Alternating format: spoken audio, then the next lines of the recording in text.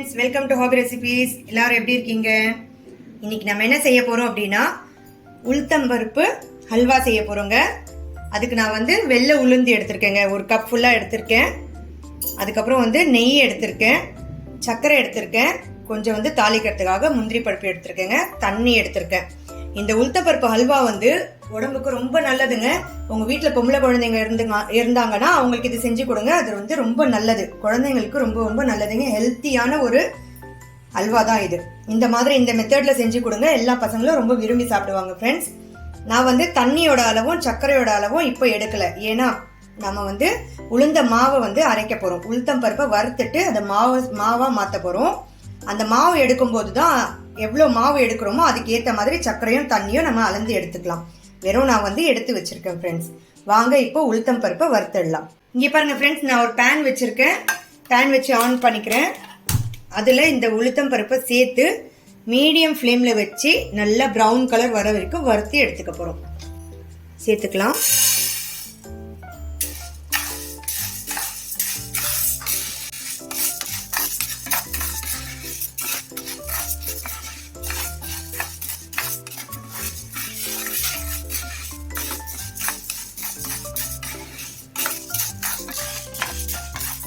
இதே மாதிரி மீடியம் ஃப்ளேம்ல வச்சு நீங்க ப்ரௌன் கலர் வர வரைக்கும் நல்லா வறுத்துக்கோங்க. ஃப்ரெண்ட்ஸ், நல்ல ப்ரௌன் கலர் வந்தா மட்டும்தான் நீங்க ஆஃப் பண்ணணும். இல்லைன்னா உளுந்தோட டெக்ஸ்சர் அந்த ஹல்வாவோட டெக்ஸ்சர் நல்லா இருக்காதுங்க. நல்லா ப்ரௌன் கலருக்கு வரட்டும். நான் உங்களுக்கு காட்டுறேன் பாருங்க. வறுபட்டதுக்கு அப்புறமா இதை மீடியம் ஃப்ளேம்லயே வச்சு நீங்க வறுத்துக்கோங்க. அப்பதான் கரியாம ப்ரௌன் கலருக்கு வரும். இந்த மாதிரி கைவிடாம நீங்க கிளறிட்டே இருங்க. அப்பதான் எல்லா உளுந்துமே ஒன்னா ஒரே கலருக்கு நல்லா வறுபட்டு வந்துடும்.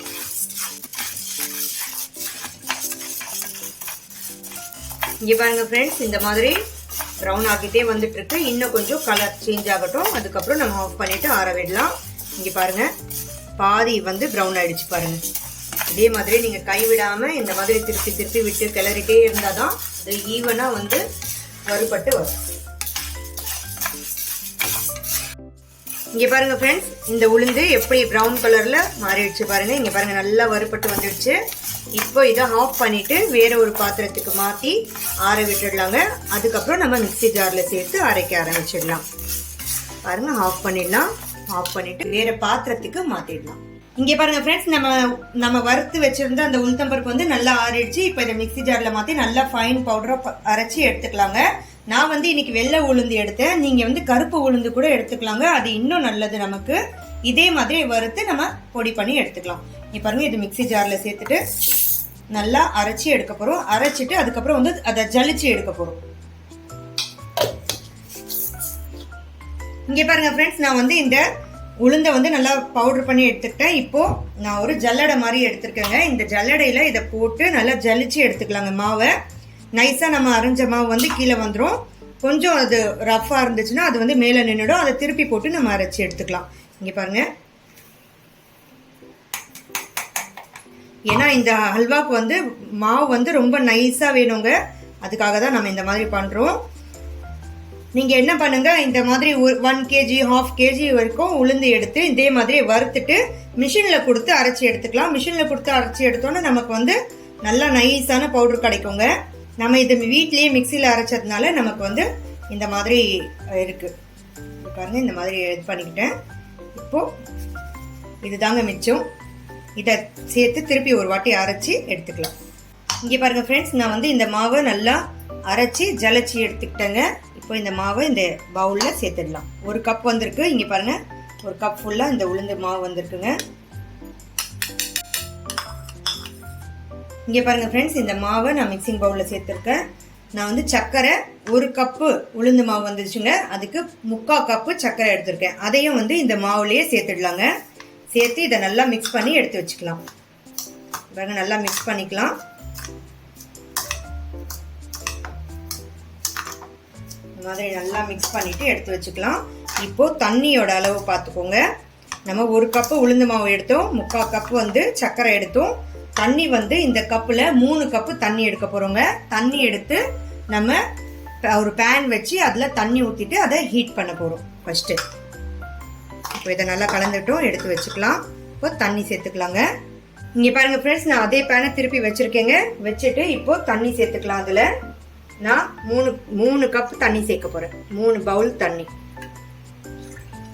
1 2 3 கப் தண்ணி சேர்த்துட்டேங்க. சேர்த்துட்டு இதை நல்லா ஹை ஃப்ளேம்லேயே வச்சுக்கலாம். தண்ணி நல்லா கொதிக்கட்டும். இங்கே பாருங்கள் ஃப்ரெண்ட்ஸ், தண்ணி நல்லா கொதிக்க ஆரம்பிச்சிருச்சு. இப்போ இந்த தண்ணியில் நம்ம 1 ஸ்பூன் வந்து நெய் சேர்த்துக்கலாங்க. 1 ஸ்பூன் நெய் சேர்த்துட்டு இதை மீடியம் ஃப்ளேமுக்கு சேஞ்ச் பண்ணிடலாம். இந்த நெய் கொஞ்சம் உருகட்டும். இங்கே பாருங்கள், நெய்யும் அதோட நல்லா கலந்துச்சு. பாருங்கள், இப்போ நம்ம அரைச்சி வச்சிருந்தோம் இல்லையா சர்க்கரையும் அந்த உளுந்த மாவும், அது ரெண்டுத்தையுமே வந்து இதில் சேர்த்து நல்லா கைவிடாமல் கிளற போகிறோம். இதுக்கு மீடியம் ஃப்ளேமுக்கு வச்சுக்கலாங்க. ஃபர்ஸ்ட்டில் நம்ம சேர்த்த உடனே வந்து அது கெட்டி கெட்டி ஆகிற மாதிரி தான் இருக்கும். அதுக்கப்புறம் நம்ம கலக்க அது வந்து சரியாக வந்துடுங்க. பாருங்கள், கொஞ்சம் கொஞ்சமாக சேர்த்து கிளற போகிறோம்.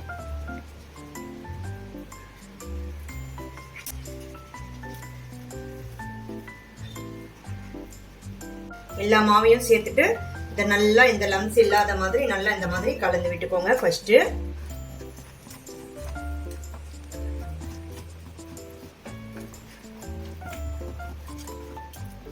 நம்ம இதை வந்து கைவிடாம கிளறிட்டே இருக்கணுங்க. இது வந்து அல்வா பதத்துக்கு வர்ற வரைக்கும் நம்ம கிளறிட்டே இருக்கணும். பாருங்க, லம்ஸ் எதுவும் இல்லாத மாதிரி நம்ம இந்த மாதிரி நல்லா இதை அழுத்தி அழுத்தி நம்ம சரி பண்ணிடணுங்க. ஃபர்ஸ்ட் பாருங்க, இப்போ எந்த லம்ஸுமே இல்லை. நம்ம போடும்போது அது கெட்டி ஆகிற மாதிரி தான் இருக்கும். நீங்க யாரும் பயப்படாதீங்க. இந்த மாதிரி பாருங்க, சூப்பரா நமக்கு அல்வா ரெடி ஆகிட்டே வந்துடும். இப்போ இது நல்லா வந்து மீடியம் ஃப்ளேம்லயே வச்சுட்டு கிளறிட்டே இருக்கணுங்க.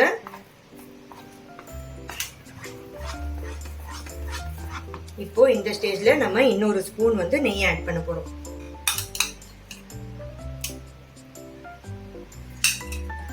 நெய்க்கு பதிலாக நீங்க வந்து நல்லெண்ணெய் கூட யூஸ் பண்ணிக்கலாங்க.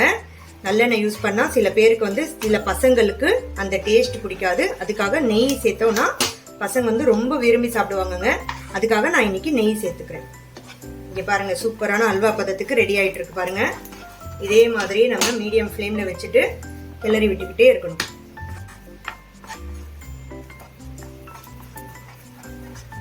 எந்த ஒரு லம்ஸுமே இல்லை, பார்த்தா உங்களுக்கே தெரியும். இங்க பாருங்க, எந்த ஒரு கட்டியா எதுவுமே நிக்கல. சூப்பரான அல்வா பதத்துக்கு ரெடி ஆயிட்டு இருக்கு பாருங்க. இதோட டேஸ்ட் கூட அவ்வளோ சூப்பரா இருக்குங்க. நீங்க எல்லாருமே கண்டிப்பா வீட்டில் ட்ரை பண்ணி பாருங்க, நல்லா இருக்கும்.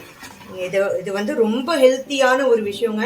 இது குழந்தைங்களுக்கு கொடுத்தோம்னா ரொம்ப நல்லது.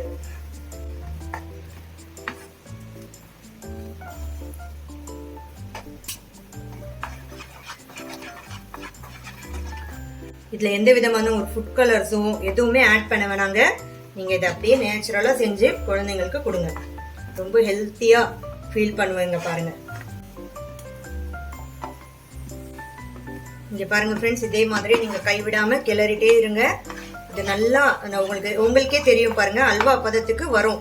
இங்க பாருங்க, நம்ம இப்படி கையில எடுத்தோம்னா இது அப்படியே ரவுண்ட் பண்ற மாதிரி அந்த பதம் வரும். அது வரைக்கும் நீங்க வந்து இந்த மாதிரி கிளறிட்டே இருங்க. மோஸ்ட்லி நீங்க வந்து நான்ஸ்டிக் கடாயில வச்சுக்கிறது ரொம்ப நல்லதுங்க.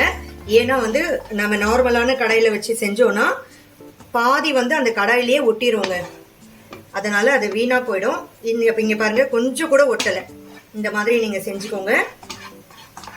தண்ணியோட அளவு, சர்க்கரையோட அளவுலாம் சூப்பரா கரெக்டா சேர்த்தீங்கன்னா உங்களுக்கு இந்த பதம் கரெக்டா வந்துருங்க. பாருங்க, திருப்பி நான் வந்து கொஞ்சம் நெய் சேர்த்துக்கிறேன். இதுல வந்து நெய் சேர்த்து தாங்க இதை நம்ம கிளறிட்டே இருக்கணும். அப்போதான் அது அல்வா பதத்துக்கு நல்லபடியா வரும்.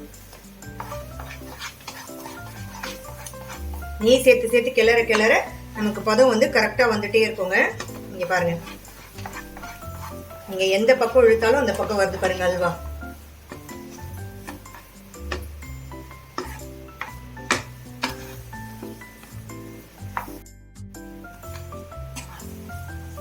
இங்க பாருங்க ஃப்ரெண்ட்ஸ், சூப்பரான ஹல்வா வந்து ரெடி ஆயிட்டே இருக்கு பாருங்க. இன்னும் ஒரு 5 நிமிஷத்துக்கு நீங்க இந்த மாதிரி கைவிடாம கிளறிட்டே இருந்தீங்கன்னா உங்களுக்கு ஹல்வா பதம் வந்துடும். அதுக்கப்புறம் நீங்க ஆஃப் பண்ணிடலாம்.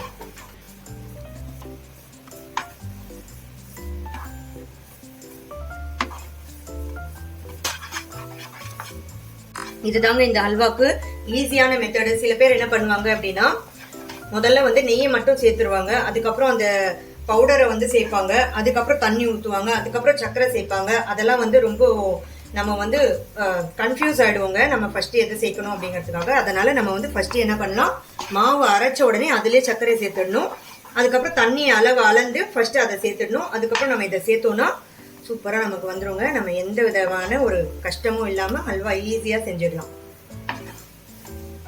பாருங்க, சூப்பரான ஹல்வா ரெடி ஆயிடுச்சு.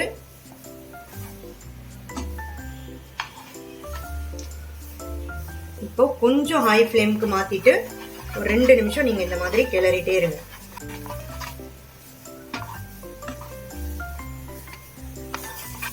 இங்க பாருங்க ஃப்ரெண்ட்ஸ், இதே மாதிரியே கொஞ்சம் ஹை ஃப்ளேம்ல வச்சுட்டு ஒரு 5 நிமிஷத்துக்கு இந்த மாதிரி செஞ்சுட்டே இருங்க.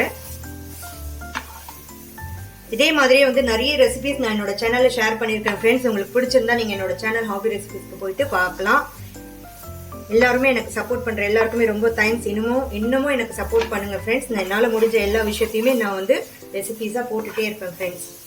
இங்க பாருங்க, இப்போ ஹல்வா ரெடி ஆயிடுச்சு. இப்போ இதை ஆஃப் பண்ணிட்டு நாம இதுல அந்த கேஷ்யூவை ஃப்ரை பண்ணி சேர்த்துடலாங்க. இங்க பாருங்க, சூப்பரான பதத்துல ஹல்வா ரெடி ஆயிடுச்சு. ஆஃப் பண்ணிடலாம். இங்க பாருங்க ஃப்ரெண்ட்ஸ், ஹல்வா வந்து ரெடி ஆயிடுச்சா எப்படி அப்படிங்கறது எப்படி தெரிஞ்சுக்கணும் அப்படின்னா, கொஞ்சம் எடுத்து இங்க பாருங்க, கையில ஒட்டாம இந்த மாதிரி பால் மாதிரி வரணுங்க. இங்க பாருங்க, கையில ஒட்டவே இல்லை பாருங்க. இந்த மாதிரி வந்துடுச்சுன்னா நம்மளோட ஹல்வா வந்து ரெடி ஆயிடுச்சுன்னு அர்த்தம். இங்க பாருங்க, நம்ம வந்து இது வந்து ஹல்வா ரெடி ஆகல அப்படின்னா கையில ஒட்டோங்க, பசை மாதிரி கையில ஒட்டும். இங்க பாருங்க, இது ஒட்டலை, பால் மாதிரி நம்ம உருட்டுனா இங்க பாருங்க இந்த மாதிரி இருக்கு.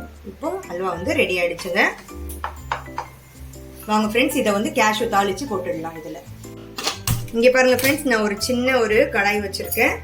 இதுல கொஞ்சம் நெய் சேர்த்துக்கலாங்க. ஒரு ஸ்பூன் நெய் சேர்த்துக்கிறேன். அதுலயே வந்து நம்ம கேஷ்யூஸ் எடுத்து வச்சிருக்கோம்ல, அதை வறுத்துக்கலாங்க போட்டு. நீங்க இதுல பாதாம், அப்புறம் அந்த காஞ்ச திராட்சை அதையெல்லாம் சேர்த்துக்கலாம். நான் வந்து இன்னைக்கு கேஷ்யூ மட்டும் தாங்க சேர்க்கிறேன். இது கொஞ்சம் ப்ரௌன் ஆன உடனே நம்ம அதுல ஹல்வால இதை சேர்த்து கிளறிடலாம். இங்க பாருங்க ஃப்ரெண்ட்ஸ், இந்த கேஷ்யூ வந்து கொஞ்சம் ப்ரௌன் ஆயிடுச்சு. போதும், ஆஃப் பண்ணிட்டு நம்ம இதுல அதை சேர்த்துடலாங்க.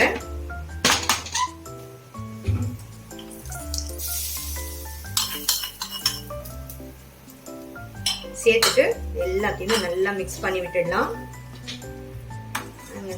சூப்பரான உளுந்து ஹல்வா ரெடிங்க. ஹெல்த்தியான ஹல்வா ரெடி.